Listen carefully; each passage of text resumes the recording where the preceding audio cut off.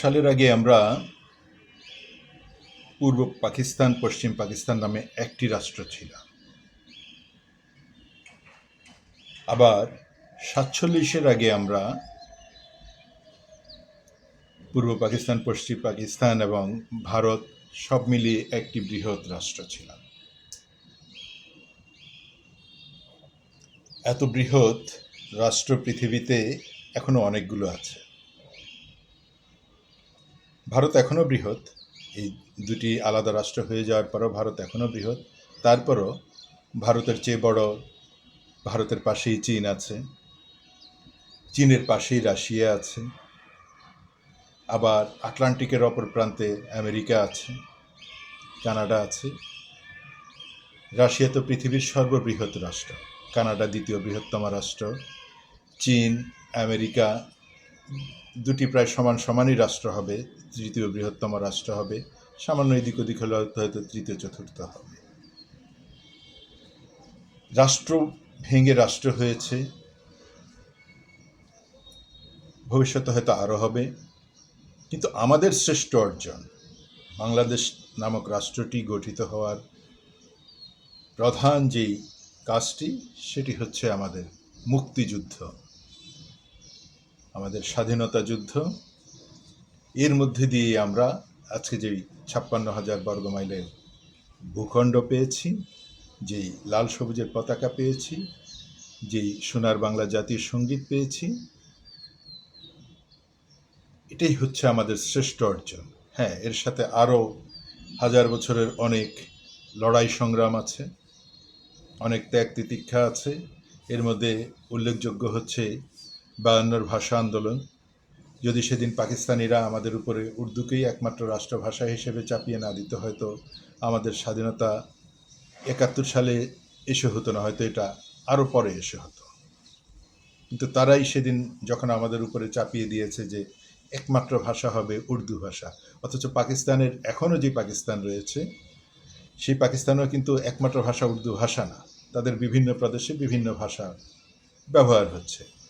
যেখানে যে জাতিগোষ্ঠী, যে ভাষাভাষী মানুষ বেশি, তারা সেই ভাষাই ব্যবহার করছে। কিন্তু আমাদের এখানে এসে তারা আমাদেরকে শুনিয়ে দিয়েছে যে উর্দুই হতে হবে আমাদের একমাত্র ভাষা।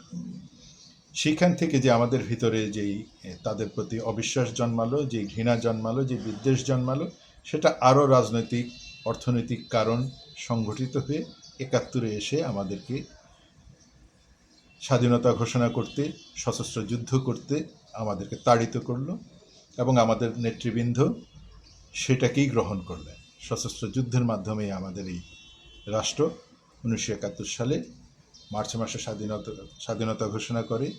৭১ সালের এই ডিসেম্বরের ১৬ই ডিসেম্বর আমরা বিজয় অর্জন করি। পাকিস্তানি বাহিনী আমাদের কাছে আত্মসমর্পণ করে এখান থেকে তারা বিতাড়িত হয়। এই যে আমাদের শ্রেষ্ঠ অর্জন, এই শ্রেষ্ঠ অর্জনটাকে এর বিপরীতে যারা অবস্থান নিয়েছিল, সেটি হচ্ছে এখনকার আমাদের প্রধান বিরোধী দল, সংসদের প্রধান বিরোধী দল জামাতে ইসলামী। তারা এটাকে বিরোধিতা করেছিল। শুধু বিরোধিতার জন্য বিরোধিতা নয়, অনেকেই আমাদের মুক্তিযুদ্ধের নানা যৌক্তিক, তাদের যৌক্তিক দেখিয়ে তারা এটার বিরোধিতা করেছিল। কিন্তু এরা একেবারে যুদ্ধের বিপক্ষে অবস্থান নিয়ে আমাদের মুক্তিযোদ্ধাদেরকে ধরিয়ে দিয়েছিল, আমাদের মা বোনের ইজ্জত লুণ্ঠন করেছিল, ঘর বাড়ি জ্বালিয়ে পড়িয়ে লুণ্ঠন করে এখানে এক নারকীয় অবস্থা কায়েম করেছিল। তারা এই মুক্তিযুদ্ধের বিরুদ্ধে রাজাকার, আলবদর, আল শামস নামে বিভিন্ন সংগঠন তৈরি করে আমাদের যুদ্ধের বিরুদ্ধে অবস্থান নিয়েছিল, আমাদের স্বাধীনতার বিরুদ্ধে অবস্থান নিয়েছিল। তার নেতৃস্থানীয় ছিল এই জামাতে ইসলামী, মুসলিম লীগ। যদিও মুসলিম লীগকে এখন হারিকেন দিয়ে খুঁজো, তাদের প্রতীক ছিল হারিকেন, তাদের নির্বাচনের প্রতীক ছিল হারিকেন। সে হারিকেন জ্বালিয়ে পুরো বাংলাদেশ খুঁজে একজন মুসলিম লীগের সক্রিয় কর্মী পাওয়া যাবে না। জামাতে ইসলামী আছে, এখন তারা সংসদে বিরোধী দল। এই যে সংসদে বিরোধী দল হয়েও এখনো পর্যন্ত যে বাংলাদেশের তারা সংসদের প্রধান বিরোধী দল, বিরোধী দলীয় নেতা, সেই বাংলাদেশকে তারা এখনও তারা গ্রহণ করতে পারে না। আমাদের মুক্তিযুদ্ধকে তারা এখনও নানা কায়দা কৌশলে অস্বীকার করার চেষ্টা করে, অপমান করার চেষ্টা করে, তুচ্ছ-তাচ্ছিল্য করার চেষ্টা করে। তার মধ্যে তাদের প্রবাসী এক আমির আছে, তাকে অনেকেই ল্যাংটা সুলেমান বলে ডাকে, আর প্রবাসী সেক্রেটারি জেনারেল আছে, তাকে ইলু বলে অনেকেই ডাকে। তো এই ল্যাংটা সুলেমান আর ইলুরা মিলে বয়ান তোলে যে মুক্তিযুদ্ধে কতজন শহীদ হয়েছে, এতজন শহীদ হয়নি, এই হচ্ছে। একজন শহীদ হোক, মুক্তিযুদ্ধে যদি একজনও শহীদ হয়ে থাকে, সে শহীদই। সংখ্যাটা একজন হোক, 1000 জন হোক, 1 লাখ হোক, 3 লাখ হোক, 30 লাখ হোক, এই সংখ্যা নিয়ে এখন কোনো বিতর্কের অবকাশ নেই। এটি নির্ধারিত হয়ে আছে, ইতিহাস নির্ধারিত করে দিয়েছে। সেটি ভুল কি শুদ্ধ, এটা নিয়ে এখন আমাদের কথা বলার কোনো প্রয়োজন নেই। মুক্তিযুদ্ধ হয়েছে, মুক্তিযোদ্ধারা এখানে ভূমিকা রেখেছে, মুক্তিযোদ্ধারা আমাদের বীর সেনানী, বীর যোদ্ধা, তাদের অবশ্যই সম্মান করতে হবে। এবং এই মুক্তিযুদ্ধের মাধ্যমে অর্জিত যে স্বাধীনতা, এই স্বাধীনতাকে মেনে নিতে হবে। লাল সবুজের পতাকা যে আপনি গাড়িতে উড়িয়ে বেড়াচ্ছেন এখন প্রধান বিরোধী দলীয় নেতা হিসাবে, এটিই হচ্ছে আপনার জন্য দারুণ কষ্টের, দারুণ অপমানের। সারা জীবন এই পতাকা আপনার গাড়িতে, আপনি যতদিন এই বিরোধী দলীয় নেতা থাকবেন অথবা যতদিন জীবিত থাকবেন, বাংলাদেশের স্বাধীনতার এই পতাকা আপনাকে দেখতে হবে, এটাকেই মানতে হবে। আর নতুন করে আপনারা এখন বয়ান সৃষ্টি করছেন, আপনাদের পীরে কামেল মরহুম গোলাম আজম নাকি প্রথম স্বাধিকার আন্দোলনের ডাক দিয়েছিলেন, স্বাধীনতা আন্দোলনের ডাক দিয়েছিলেন। আসলে আপনাদের লজ্জা লাগে না? এত মিথ্যা আপনারা কিভাবে তৈরি করতে পারেন?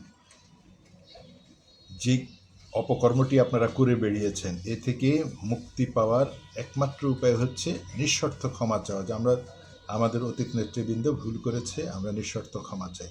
এর সাথে অন্য কোনো বয়ান যুক্তি করে নিজেদেরকে আর অপমানিত করবেন না।